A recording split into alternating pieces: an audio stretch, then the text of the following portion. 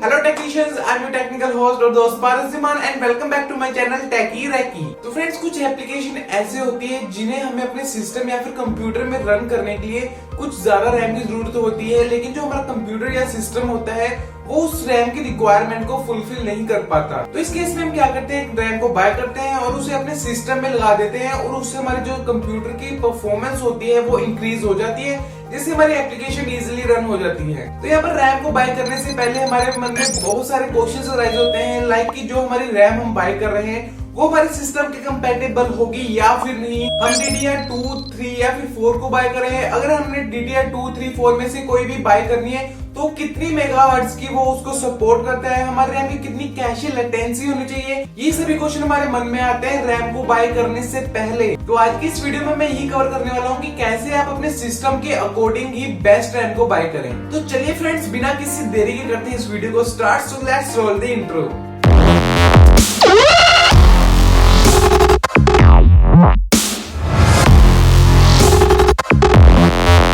यहाँ पर सबसे पहले स्टेप आपको ये पता होना चाहिए कि जो आप सिस्टम यूज कर रहे हैं उसका मदरबोर्ड का नंबर क्या है। तो इसे फाइंड करने के लिए आपके पास दो ऑप्शंस हैं। आप तो या फिर क्या कीजिए, यहाँ पर सर्च कीजिए सिस्टम, यहाँ पर लिखिए सिस्टम इंफॉर्मेशन, देन इसे कर लीजिए ओपन। ओपन करने के बाद आपको यहाँ पर दिखाई देगा बेस बोर्ड प्रोडक्ट। तो ये जो हमारा बेस बोर्ड प्रोडक्ट है ये हमारा मदरबोर्ड का मॉडल नंबर है, तो इसे आप नोट डाउन जरूर कर लीजिए। तो यहाँ पर जो मेरे मदरबोर्ड का नंबर है वो है 81EB। एक मेथड तो हमारे पास ये हो गया। सेकंड मेथड में आपको क्या करना है, इसे मैं कर देता हूँ बंद। सेकंड मेथड में आपको एक्सटर्नल एप्लीकेशन डाउनलोड करनी पड़ेगी। आप या तो स्पेकिट डाउनलोड कर सकते हैं या फिर CPU-Z, तो इसका लिंक मैं आपको डिस्क्रिप्शन में भी प्रोवाइड कर दूंगा। तो यहाँ पर मैं CPU-Z को कर लेता हूँ ओपन, तो इसे मैं करता हूँ ओपन। ये रही हमारी CPU-Z की इंटरफेस। इसके अंदर हमारे सिस्टम की पूरी इंफॉर्मेशन देखने को मिल जाती है। अब आपको जाना है यहाँ पे मेन बोर्ड टैब के अंदर, तो यहाँ पर मैं इसे करता हूँ क्लिक, और यहाँ पर क्लिक करने के बाद आपको यहाँ पर इसका मैन्युफैक्चर और इसका जो मॉडल नंबर है वो शो हो चुका होगा। तो एक ये हमारे पास तरीका होता है जिससे आप अपने मदरबोर्ड के मॉडल नंबर को नोट डाउन कर सकते हैं। तो इस मॉडल नंबर को आप कर लीजिए नोट डाउन, देन इसे कर दीजिए बंद। और इसके बंद करने के बाद आपको जाना है किसी भी ब्राउजर पर। तो यहाँ पर मैं क्रोम ब्राउजर को यूज कर रहा हूँ, और ब्राउजर के ओपन होने के बाद आपको यहाँ पर लिखना है अपने मदरबोर्ड का मॉडल नंबर। तो यहाँ पर मैं लिख देता हूँ 81EB, देन एंटर। तो यहाँ पर आप देख सकते हैं यहाँ पर मेरा जो मदरबोर्ड का मॉडल नंबर है वो भी लिखा हुआ है, और जो मेरा मैन्युफैक्चर है HP वो भी लिखा हुआ है। तो मैं इस साइड को कर लूंगा ओपन, और यहाँ पर जो मेरे मदरबोर्ड की जितनी भी अपग्रेड हैं वो सभी शो हो जाएंगी। तो यहाँ पर मुझे मेमोरी अपग्रेड करनी है, तो यहाँ पर मैं मेमोरी को कर लूंगा सिलेक्ट। तो जैसे ही मैं मेमोरी को सिलेक्ट करूंगा तो जितनी भी अपग्रेडेबल मेरी रैम्स है वो यहाँ पर सभी 1 बाय 1 मुझे शो हो जाएंगी, और ये जितनी भी रैम मुझे शो करेगा वो मेरे सिस्टम के कंपैटिबल होगी। और यहाँ पर मेमोरी के अंडर लिखा भी हुआ है जो मेरा सिस्टम का मदरबोर्ड है वो मैक्सिमम कितनी मेमोरी को सपोर्ट करता है। तो यहाँ पर जो इसकी मैक्सिमम मेमोरी है वो है 16GB, और यहाँ पर इसके जो स्लॉट्स अवेलेबल हैं वो है 2।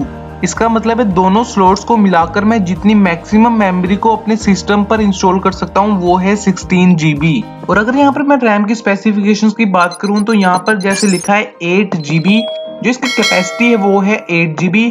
यहाँ पर जो इसकी टाइप है वो है DDR4, और यहाँ पर जो 2400 लिखा गया है यहाँ पर बताया गया है जो इस रैम की स्पीड है मैक्सिमम इन मेगाहर्ट्ज वो है 2400, और यहाँ पर इसकी कैश लेटेंसी भी बताई गई है 17। अब यहाँ पर आपको ये बता देना चाहता हूँ, आपकी रैम की कैश लेटेंसी जितनी कम होगी आपकी जो रैम है वो उतना ही बेटर परफॉर्म करेगी। और यहाँ पर ये 1.2 वोल्ट पर रन करेगी जो है एक अनबफर्ड मेमोरी। तो इसकी सभी स्पेसिफिकेशंस हमें यहाँ पर दी गई हैं। तो यहाँ पर तो हमें डायरेक्ट पता चल चुका है कि हमारी ये रैम डायरेक्ट हमारे सिस्टम में इंस्टॉल हो जाएगी और हमें कोई भी प्रॉब्लम नहीं मिलेगी। लेकिन ज्यादातर हमारे प्रॉब्लम तब आती है जब हमें इन्हें ऑफलाइन बाय करना हो। तो ऑफलाइन बाय करने के लिए आपको सबसे पहले पता होनी चाहिए आपके मदरबोर्ड की स्पेसिफिकेशंस। तो उसे पता करने के लिए आपको बैक जाना पड़ेगा और आपको आपके मदरबोर्ड प्रोडक्ट नंबर के आगे लिखना पड़ेगा स्पेसिफिकेशन। तो यहाँ पर मैं लिख देता हूँ मदरबोर्ड स्पेसिफिकेशन, देन एंटर। और यहाँ पर आपकी मदरबोर्ड की जितनी भी स्पेसिफिकेशंस होगी आप उसकी ऑफिशियल साइट से ही देखिए। तो यहाँ पर जो इसकी ऑफिशियल साइट है hp.com, तो यहाँ पर मैं इसे क्लिक कर देता हूँ, और यहाँ पर जो हमारा मदरबोर्ड इंस्टॉल्ड है हमारे सिस्टम में वो आपको शो हो जाएगा। ऐसे अगर मैं इसकी मेमोरी अपग्रेड इन्फॉर्मेशन के बारे में पता करना चाहूँ तो यहाँ पर मैं देख सकता हूँ, इसको अगर क्लिक करूँ तो यहाँ पर लिखा हुआ है ये एक सिंगल चैनल मेमोरी आर्किटेक्चर है। और नेक्स्ट में इन्होंने ये बताया जो हमारे स्लॉट होते हैं डिम स्लॉट जिनमें हम अपनी रैम को इंसर्ट करते हैं, उसके अंदर हम 2GB 4GB और 8GB की रैम्स को लगा सकते हैं। देन इन्होंने नेक्स्ट में कहा है कि support up to 4GB on 32 bit system. जो हमारे पास 32 बिट सिस्टम होते हैं उनमें हम एक टाइम पे सिर्फ 4GB ही लगा सकते हैं। मतलब यहाँ पर हमारे पास 2 स्लॉट होते हैं और जो फर्स्ट स्लॉट की कैपेसिटी होती है वो होती है 4GB मैक्सिमम। और यहीं पर अगर मैं 64 बिट सिस्टम की बात करूँ तो ये सपोर्ट करते हैं अप टू 8GB। मतलब एक टाइम पे दोनों स्लॉटों में हम एक एक करके 8GB डाल सकते हैं, जो मैक्सिमम होगी 16GB। मतलब हम 8GB एक स्लॉट में डाल सकते हैं और 8GB दूसरे स्लॉट में। तो ये थी हमारी यहाँ पर मेमोरी आर्किटेक्चर के बारे में डिटेल्स। तो यहाँ पर आपको एक और पॉइंट क्लियर कर देना चाहता हूँ, अगर आप बाय कर रहे हैं यहाँ पर लेट से आप बाय कर रहे हैं DDR4 रैम और जो इसकी मेगाहर्ट्ज है वो है 2666, तो आपके यहाँ पर क्वेश्चन अराइज होगा कि आप ये रैम अपने सिस्टम में जो सपोर्ट करता है DDR4 2400 मेगाहर्ट्ज को इंसर्ट कर सकते हैं या फिर नहीं। तो यहाँ पर जो इसका जवाब होगा वो होगा यस, आप इसे इंसर्ट कर सकते हैं। यहाँ पर आपको सिर्फ ये फर्क देखने को मिलेगा जो उस रैम की स्पीड होगी, जो वो रैम स्पीड सपोर्ट करती है वो करती है 2666, लेकिन आपका सिस्टम करता है 2400 की। मतलब आपका सिस्टम उस रैम की 2400 तक की सपोर्ट करेगा।